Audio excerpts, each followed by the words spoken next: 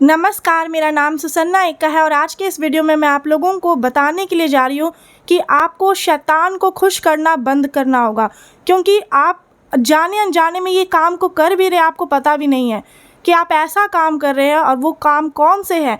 वो 2 काम जो आपको कभी भी अपनी ज़िंदगी में नहीं करना चाहिए, और उसी विषय में मैं आज आपको बताऊंगी, जिससे कि आपको बहुत कुछ सीखने को मिलेगा। आपको ऐसी बातें जानने को मिलेगी जो आपने सुना तो होगा, लेकिन इसको कभी इतनी गहराई से समझा नहीं होगा और ना कभी समझने का कोशिश किया होगा। तो इसलिए इस वीडियो को सुनने से पहले मैं आपको पहले ये भी बताना चाहती हूँ कि आप इस वीडियो को सिर्फ ऐसे ही नहीं देखिए। बाइबल को खोलिए और नोटबुक में पेन से लिखना है जो वचन मैं आप लोगों को बताऊंगी। और अगर आपके पास बाइबल नहीं है तो आप ऑनलाइन ले सकते हैं, लेकिन अपने पास बाइबल ज़रूर रखें। और अगर आप इस चैनल पर पहली बार आए हैं तो चैनल को सब्सक्राइब करें, ऑल नोटिफिकेशंस ऑन कर लीजिएगा, ताकि आने वाले समय में जो भी मैं वीडियोस बनाती हूँ उसका नोटिफिकेशन आपको मिल सके। चलिए इस वीडियो को शुरू करते हैं। तो अब मैं पहले ही वो बात बताना चाहती हूँ कि वो कौन सा काम है जो आज आप अपने जीवन में कर रहे हैं, या फिर इसे काम नहीं पाप बोला जाएगा, क्योंकि कोई भी काम आप बाइबल के विरोध में जाकर करते हैं तो वो पाप कहलाता है। तो इसीलिए आपको परमेश्वर की दी हुई आज्ञा का पालन करना है। तो इसके लिए आप मत्ती 7 अध्याय उसका पहला आयत से पढ़ेंगे, आप समझ जाएंगे कि आपको मैं क्या बताना चाह रही हूँ। दोष मत लगाओ कि तुम पर भी दोष ना लगाया जाए। यहाँ पर साफ लिखा हुआ है कि दोष मत लगाओ। इसका मतलब है कि आज यही वो काम है जो मैं आप लोगों को बताना चाहती हूँ, और इससे भी जुड़े हुए बहुत सारी ऐसी बातें हैं जो हो सकता है कि आप भी करते होंगे। आपको अब ये वीडियो अगर आपने अभी तक यहाँ पर देखा है तो आपको लगेगा कि मैं तो दोष नहीं लगाता किसी पर, ये वीडियो मेरे लिए नहीं है। लेकिन इसमें ऐसी गुप्त बातें छुपी हुई है जो शायद आपने कभी नहीं सुना होगा। तो इसीलिए बात को समझना है आपको सही से, कि परमेश्वर ने कहा है कि किसी पर भी दोष नहीं लगाना है। क्यों? क्योंकि आगे ये भी लिखा है कि तुम पर भी दोष ना लगाया जाए। इसका मतलब साफ है, क्लियर है कि अगर आप अगले व्यक्ति पर दोष लगाते हैं किसी भी बात को लेकर, किसी भी काम को लेकर के, हो सकता है कि आप किसी के कपड़े को लेकर के, कि उसका पहरावा कैसे, उसे लेकर के अगर आप दोष लगाते हैं कि उस स्त्री ने, उस पुरुष ने ऐसा कपड़ा पहना है जो नहीं पहनना चाहिए, वो ऐसा करके गलत कर रहे हैं, ये वो आप आपस में ही बात करके उस व्यक्ति पर दोष लगा रहे हैं। या फिर आप आपस में ही क्या, डायरेक्टली अगर उनको इस तरह से बोलेंगे तो ये चीज़ भी सही नहीं है। हम किसी पर भी दोष नहीं लगा सकते, ये अधिकार परमेश्वर ने हमें नहीं दिया है। आज काफ़ी जगह पर ये आप लोग देख भी रहे हैं कि पास्टर्स पर, एक पास्टर दूसरे पास्टर पर ही दोष लगा रहे हैं, और सिर्फ पास्टर ही नहीं, परमेश्वर के दास जितने लोग हैं सभी एक दूसरे पर दोष लगाते हैं कि वो सही प्रचार नहीं कर रहे, वो यहाँ पर गलत बोल रहे, सही बोल रहे हैं, और डायरेक्ट उनको बोलते हैं। तो ये चीज़ भी गलत है। आप उन्हें वचन से बता सकते कि आपने इस जगह पर इस तरह से बोला है, आप उसे आपस में बात कर सकते हैं, लेकिन दोष लगाना एक अलग बात हो जाता है कि उस व्यक्ति को हम दोषी ठहरा रहे हैं। लेकिन वचन क्या कहता है कि अगर आप अगले व्यक्ति को दोषी ठहरा रहे हैं तो परमेश्वर आप पर भी दोष लगाएंगे। परमेश्वर ऐसा करेंगे कि आप पर भी दोष लगाया जाएगा। तो ऐसा हमें कोई काम नहीं करना अपने जीवन में जिसे हम दोषी ठहरे। न्याय के दिन परमेश्वर के सामने खड़े रहना है और आपका न्याय होगा। हमसे हो सकता है कि अनजाने में ये गलती हुआ होगा, आपसे भी हुआ होगा, तो आपको इस चीज़ को समझना है, वचन से अपने आप को जांचना है, परखना है कि आप कहाँ पर गलती कर रहे हैं। जिस तरह से आगे वचन में लिखा ही हुआ है, क्योंकि जिस प्रकार तुम दोष लगाते हो उसी प्रकार तुम पर भी दोष लगाया जाएगा।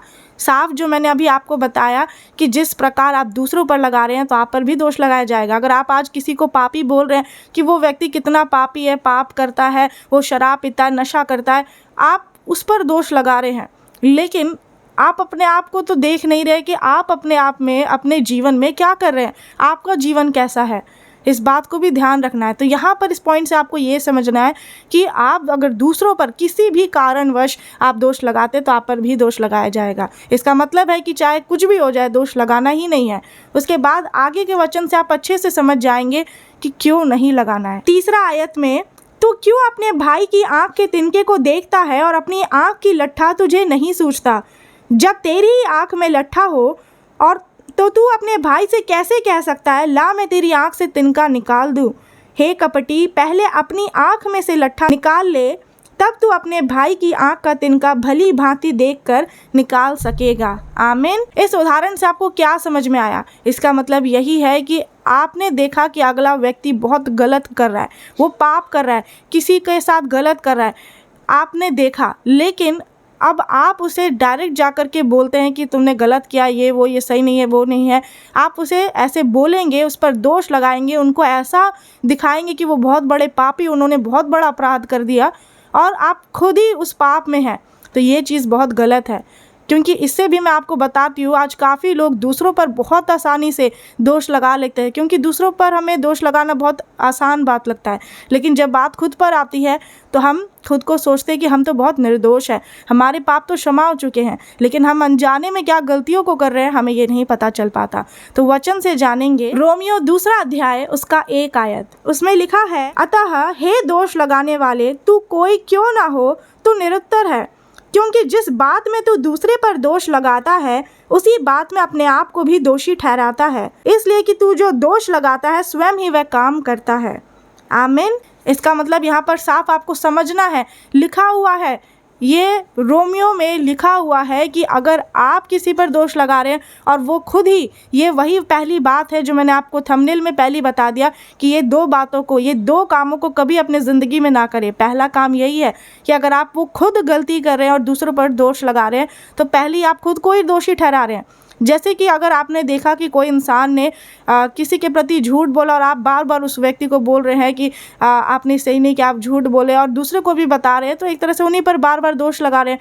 लेकिन जब आप खुद ही वो काम को कर रहे हैं, आप भी पीठ पीछे वही काम कर रहे हैं जो अगला व्यक्ति कर रहा है, तो फिर आपको कोई अधिकार नहीं बनता कि आप उस पर दोष लगाएं। दोष तो हमें किसी प्रकार से लगाना ही नहीं है, लेकिन जब हम वो खुद भी अपने जीवन में उस काम को कर रहे होते हैं और दूसरों पर दोष लगाते हैं तो हम इनडायरेक्टली खुद पर ही दोष लगा रहे होते हैं, जो कि हमें बिल्कुल भी वचन के अनुसार ये काम नहीं करना है। तो मैं आपको ये भी बताना चाहती हूँ कि और किस किस परिस्थिति में लोग एक दूसरे पर दोष लगाते हैं अपने बचाव के लिए। जैसे कहीं पर कोई किसी को मारने के लिए आ गया और लोग अपने बचाव के लिए बोल देते कि नहीं, मैंने ये नहीं किया, इसने किया है, ये इसकी वजह से मैं ऐसा हुआ, ऐसे दोष लगा देते हैं। लड़ाई झगड़ा जब होता है, आपस में क्लेश होता है, तो उसमें दोष लगाते हैं कि इसके वजह से मैंने ये ज़मीन पर ये ज़मीन लूटा, ये साइन किया, झूठ बोला, ये इसकी वजह से मैंने ये काम किया, इसके कहने पर ये किया। हम आज अपने जीवन में एक दूसरे पर बहुत ही आसानी से दोष लगा देते हैं, और इसी के साथ पुलिस केस, कोर्ट केस, ये सब में तो सबसे ज़्यादा दोष लगाया जाता है। और क्यों? क्योंकि झूठा आरोप लोग एक दूसरे पर लगाते हैं। अगला इंसान भले ही कितना भी सच बोल रहा हो, दूसरा झूठ नहीं भी बोल रहा, वो भी सच ही बोल रहा है, दोनों पक्ष अगर सच बोल रहे हैं, दोनों ही सही है। लेकिन यहाँ पर कोर्ट केस सब में क्या होता है कि चाहे कोई कितना भी सच बोले, कितना भी सत्यवादी हो, ऐसा झूठा आरोप दूसरों पर लगाया जाएगा ताकि वो अगला व्यक्ति जीत जाए, वो कोर्ट केस जीत जाए, वो पुलिस केस जीत जाए। कारण क्योंकि उन्हें दोष लगाना पड़ेगा, तभी वो जीतेंगे। जब तक ऐसा नहीं करेंगे, जब तक उनके खिलाफ कोई ऐसा सबूत नहीं लाएंगे, तब तक वो जीत नहीं सकते हैं। यहाँ पर झूठ भी बोला जाता है और दोष तो सबसे पहले लगाया जाता है। आगे वचन में पढ़ेंगे, 2 आयत में लिखा है, हम जानते हैं कि ऐसे ऐसे काम करने वालों पर परमेश्वर की ओर से ठीक ठीक दंड की आज्ञा होती है। आमीन। यहाँ पर साफ लिखा हुआ है। 3 आयत में भी पढ़ेंगे, हे मनुष्य, तू जो ऐसे ऐसे काम करने वालों पर दोष लगाता है और आप वही काम करता है, क्या यह समझता है कि तू परमेश्वर की दंड की आज्ञा से बच जाएगा? यहीं तक हम वचन पढ़ेंगे। आपको इस चीज़ को समझना है, यहाँ पर साफ लिखा हुआ है। आपको क्या ऐसा लगता है कि आप अपने जीवन में पाप तो कर ही रहे हैं, या फिर जो भी बुराइयों में पहले ही फंसे हुए हैं और दूसरों को दोष लगा रहे हैं, आपको क्या ये लगता है कि आप परमेश्वर की दंड की आज्ञा से बच जाएंगे? ऐसा नहीं होगा। परमेश्वर न्याय करता परमेश्वर है, वो किसी का भी पक्षपात नहीं करते हैं। अगर जितनी गलती अगले इंसान ने की है तो उसका सज़ा परमेश्वर करेंगे, परमेश्वर उसको सज़ा देंगे, परमेश्वर उसका न्याय करेंगे। लेकिन आपको अपने जीवन को देखना है कि आप क्या कर रहे हैं, अपने अंदर सुधार लाना है, तभी आप दूसरों को बोल भी सकते हैं, समझा सकते हैं।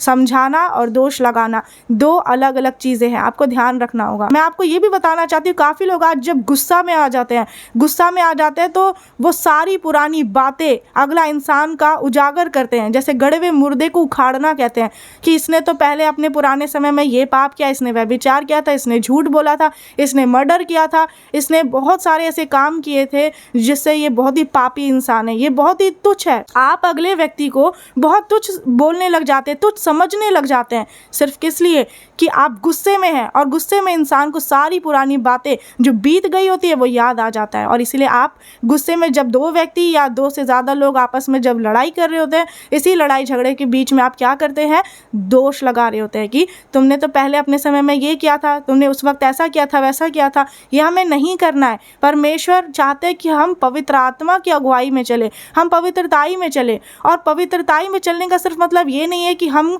अगर शरीर से पाप नहीं कर रहे इसका मतलब हम बहुत पवित्र हैं। हम अगर विचारों में ही पाप कर रहे हैं, हम अगर ये दोष लगा रहे हैं किसी को, ये भी एक बहुत बड़ा पाप है। ये हमें नहीं करना है। पहला काम जो मैं आप लोगों को बताना चाहती थी, जो आपको बिल्कुल भी नहीं करना है, वो यही था कि चाहे आप जीवन में दूसरे पर दोष लगा रहे हैं, अपने जीवन में खुद दूसरों पर दोष लगा रहे हैं, पर वो खुद वो काम कर रहे हैं, तो आप इनडायरेक्टली खुद पर ही दोष लगा रहे हैं। तो जो दूसरा काम है जो आपको अपनी ज़िंदगी में कभी भी नहीं करना है, वो यही है, यही वो बात है जो आप लोगों को बहुत ध्यान से समझना है।